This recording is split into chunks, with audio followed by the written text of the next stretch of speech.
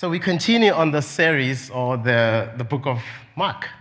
And if you've been here for the couple of weeks, so we're going through Mark. And I know it's a long thing to read, but I encourage you to read it. So I usually go through this when I go to work. So I work at Starbucks, right?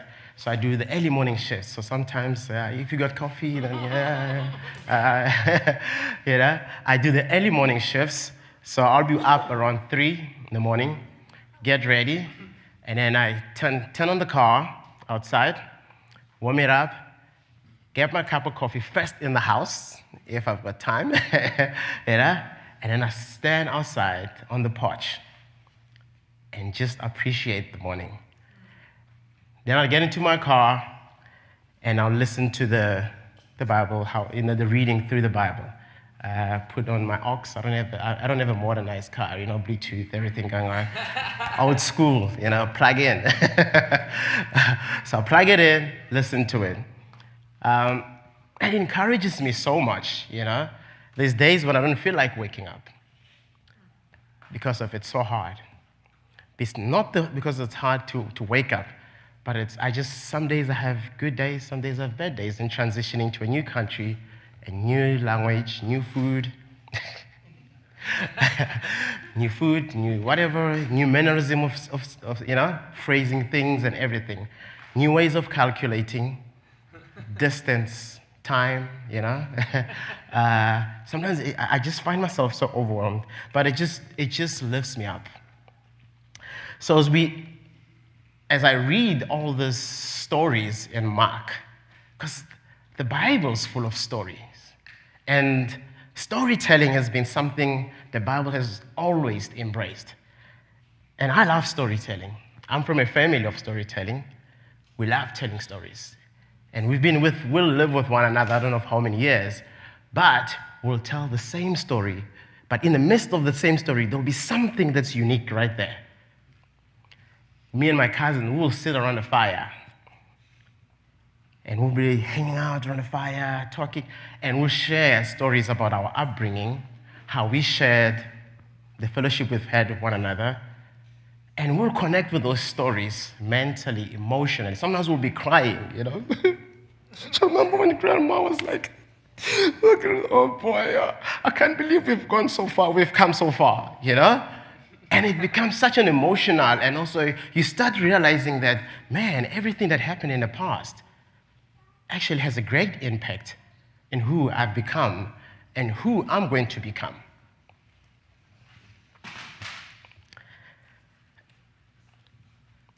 Do you see that in your life?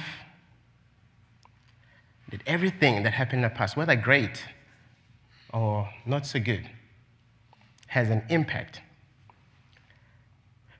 It's a story you get to tell. A story maybe you read in the Bible, somebody lived that. They lived through that.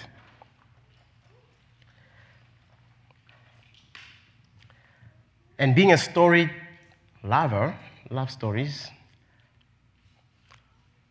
I like to also share those stories with people. And I like listening to stories. And Mark shares his story with us through the Bible, through the book of Mark. He shares a witness of what he saw, right?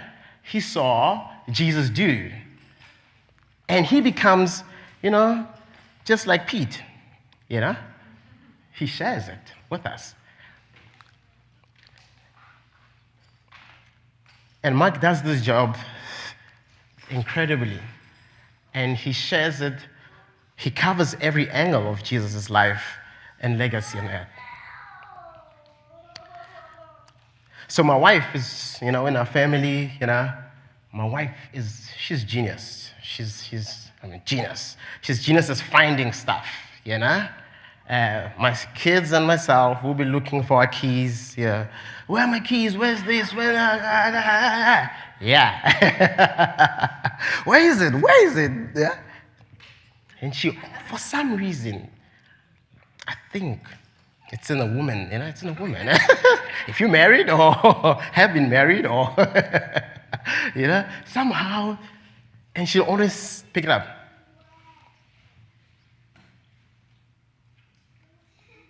Yeah, it is. Did you not see it? And sometimes it's like next to me on my feet, I've passed it a couple of times. I'm like, I seriously did look. I seriously did have a look. So what we get to learn in Mark, in the book of Mark, and with what Melody has just read, is that we see that how God has dealt with us in the past contains lessons for the present. How God has dealt with human in the Bible in the past contains lessons in the present. And I want us to really embrace that. And I'm going to try my very best to try and unpack all these 3 chapters. It's a long read, but I tried to condense it. When Curtis says, yeah, we're going to cover 3 chapters, and I look at 1 chapter, it's like, oh man, people are going to be sleeping. Plus, my wife always says, it's hard to how you pronounce things is difficult, even after 13 years of marriage, I'm like, gosh, how am I going to do this with all these people who've never lived with me in one roof?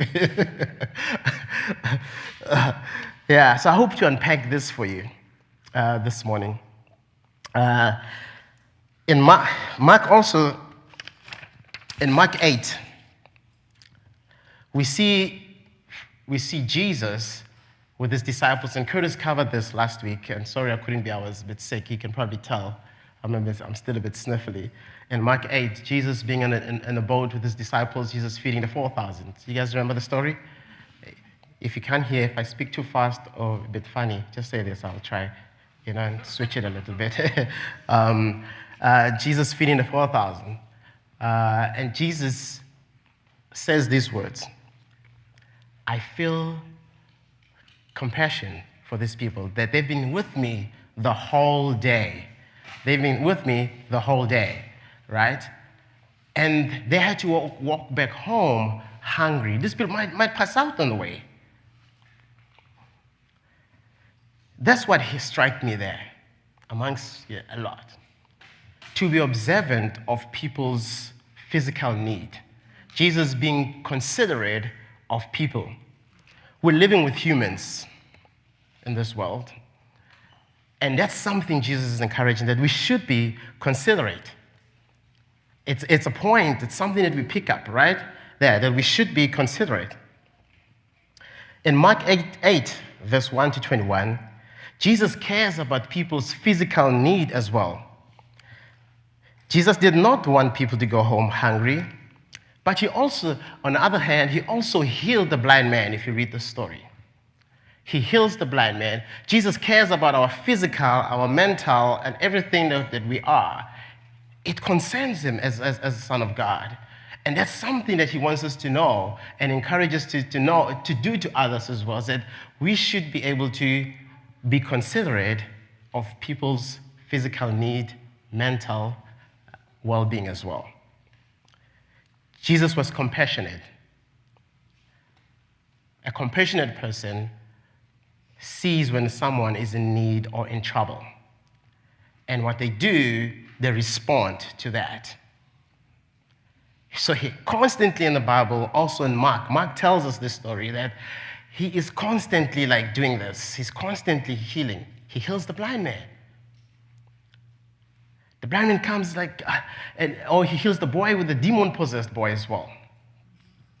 The boy has been having troubles, he's been having troubles. Every time he has a seizure, he'll get struck down and fall. And everybody else in the community looked at him like, you don't deserve to get closer to Jesus, in other words. But Jesus says, in your darkest time, when you're not even feeling great, when you're not even feel like you need to be, whenever you cry out, in other words, that's what Mark is trying to tell us. Whenever you cry out, I'll step in. I'll be there for you. Because I care about you.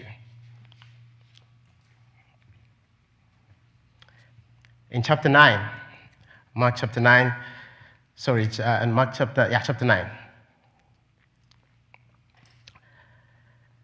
Jesus teaches about endurance. He tells us that it's not going to be easy, that nothing is a walk in the park. How many of you wish as if we were born and things were not, there was no worry about your mortgage? How about that? Your mortgage was paid off and everything was just like walk in the park. And how many of you wishes that, why did Jesus created us and then we've got problems? Why couldn't God just create perfect people who just came and just created them? You see, God never created robots. He created human and gave them will to decide. Otherwise, we'll all be speaking the same way, right? Doing things in the same way. That's what robots do. That's what humans do. Humans create robots. Otherwise, we will not have will. And I doubt it, that we'll even be happy if we didn't have a will. I doubt it. Because of we humans, whenever we don't have a will, we try and create a way. And often it backfires to us.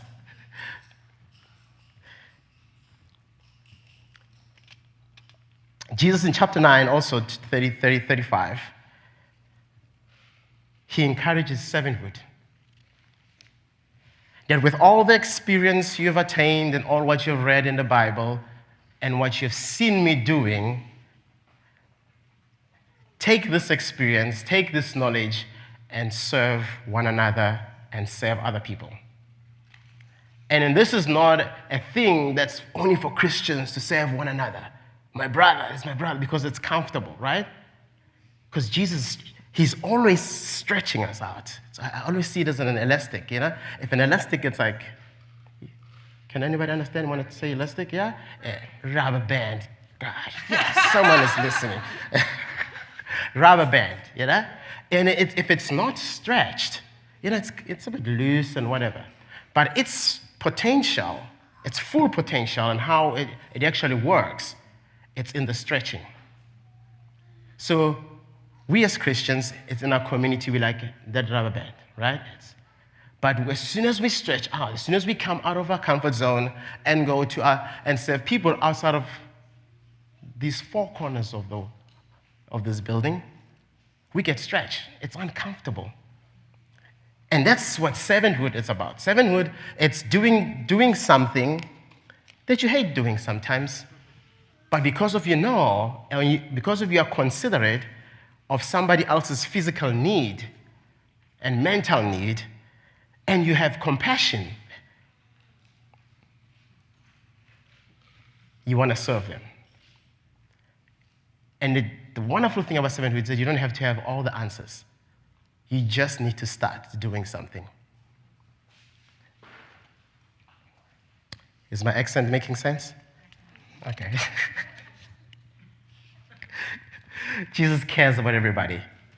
He doesn't choose whether you're Indian, African, Asian, American,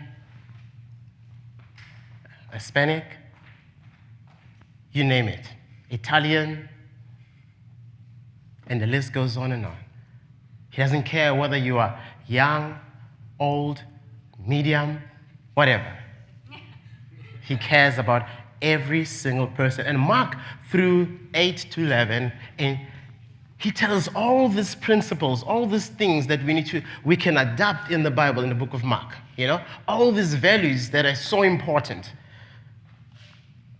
that creates a character in us as Christians. This is one uncomfortable thing to talk about. Usually it raises questions. Jesus cares about human commitment. In chapter 10, they ask Jesus about divorce, Mark. And Mark writes this story. Like I said, I like telling stories. And he says, why should we, should a man divorce his wife and wife cheats and whatever and all that? The main focus usually when people talk about this topic, it's the divorce. But the core value of it is that Jesus cares about our commitment to one another. He cares about human connection. He cares, that's why in the beginning he created man and female, right? He cares about, that's why we cannot live in isolation. Even if, isolation, people who live in isolation are not usually doing fantastic, right? We do better when we are together. Jesus discouraged divorce.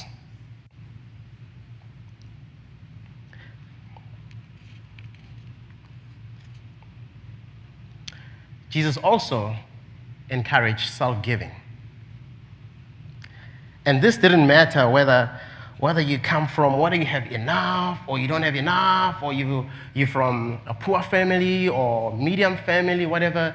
But what he said, we would give. Blessed is the hand that gives than the hand that receives. I know incredible people, also in this church, anywhere else, there are such givers. And when we talk about giving, we're not always talking about money. You know what I'm saying? There's so many ways to give. And I know money is like a sensitive thing to talk about and all that, I try and avoid that, even in my own family. I try and avoid talking about money, Whenever we have a discussion with my wife about money, I'm like, okay, I just nod my head, okay. Yeah, it makes me so uncomfortable. It's just easy for me to, okay? Are we done now? That's how I feel like doing.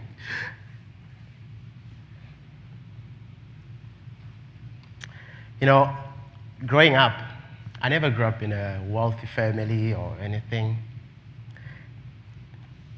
I appreciate every moment and everything that I had. So I grew up in a village. I had a picture up there. I grew up in a village, and I had ripped pants. I was the poor amongst the poor. That was typically me. That's not literally me, but it's a replica exactly. Yeah. I had ripped pants. We couldn't afford food for the day.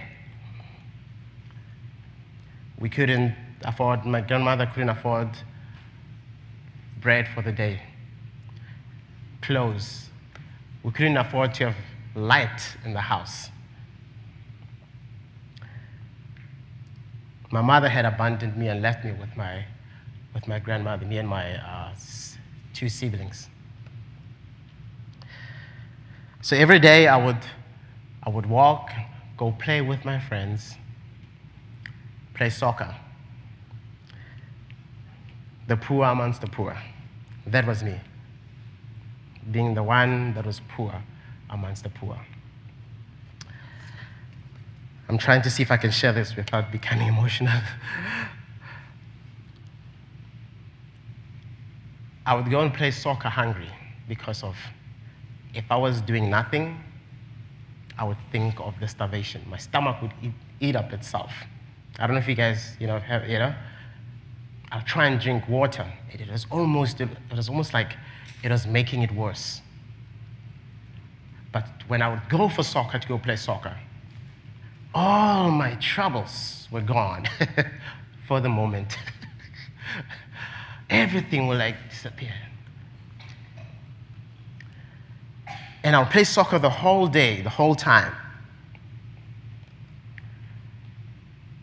And I'll hear the voice of my grandmother calling me. From far, and the village houses are so separated, 1 mile away, half a mile, I don't know what it means, but I'm thinking kilometers. Kilometers, Other one is there, yeah. And she would have had her pension. So pension in South Africa, the government gives pension, but it's not like in America, Government used to give pension it was almost like $8 for the month. You could hardly buy anything with that, So, but my grandmother was good at multiplying stuff. I'm telling you, I feel like she was the Jesus of my family. She's so good, yeah. And she'll take that $8 and buy cake flour and cooking oil and make bread that what we call magwinya. I think at some point we share that with you guys. And with that, you'll make the rice, you toss it in the oil and it becomes something big. And boy, oh boy, when I would pass home, going to see my friend, and you smell that cooking oil, smells like a donut shop, and I'll get excited. I'm like, man, we've got a meal today.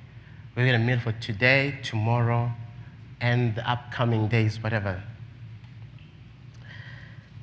Then I'll continue playing soccer. Excuse me. I'll continue playing soccer, and I'll hear my grandmother calling. So my other name, by the way, if you don't know, is Homotso. Right? So don't try and say it. That's why I prefer Piet here, okay? And she'll call my name from far. Homotso! And I'll be playing soccer. Homotso!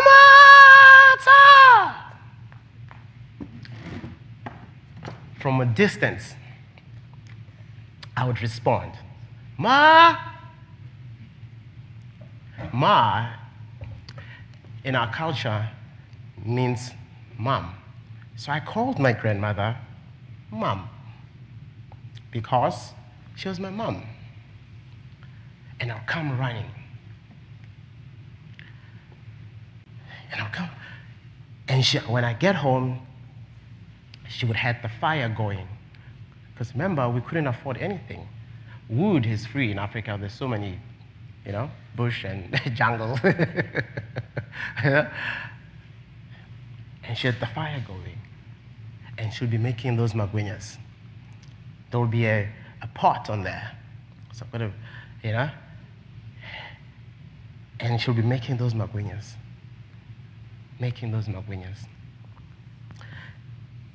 And that smell, the aroma, if you know magwinya is way better than a donut, by the way.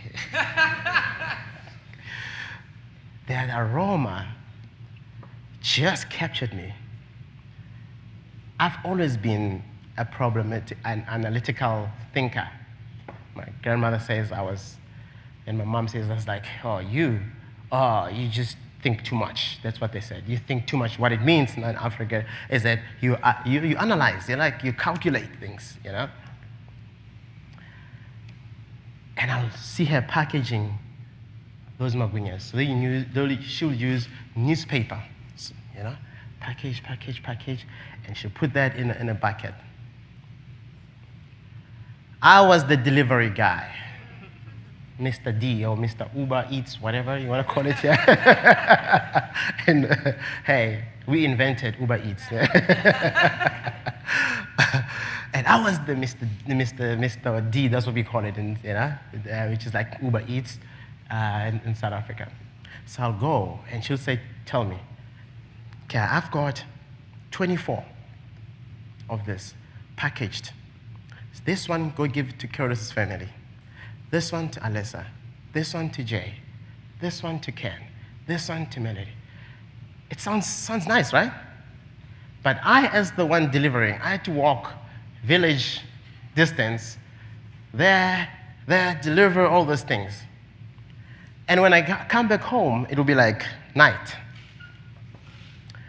It'll be like dark, And I walk home, I'm exhausted.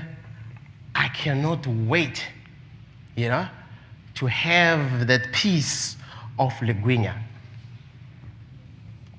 My grandmother will be sitting there, and my two siblings sitting around the fire.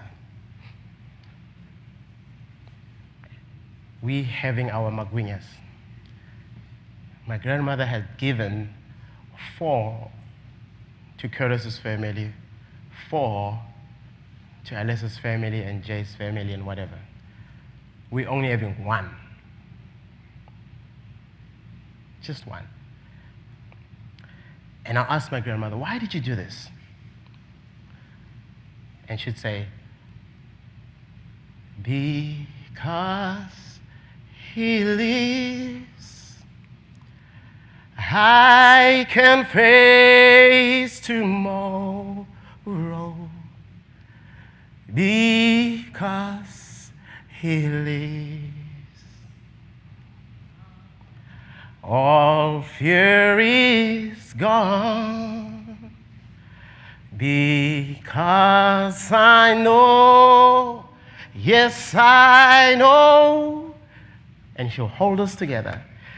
He holds the future, and life is worth the living just because he lives. My grandmother did this for us. She taught me what is it like to be in Mark. She taught me the principles of Jesus is that you don't give out of abundance, you give out of your heart compassion, that you see people's physical needs. And today, when I look back, I can see tomorrow. I can see how my past has shaped my future.